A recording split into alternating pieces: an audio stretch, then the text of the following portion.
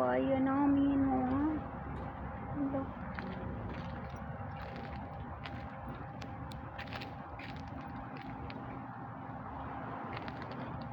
Solo papaya.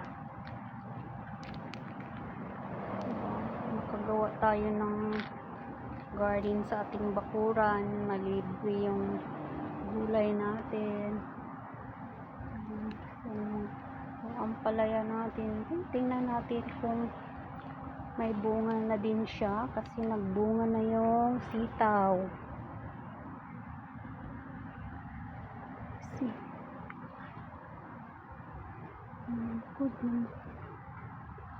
May bunga pala ito.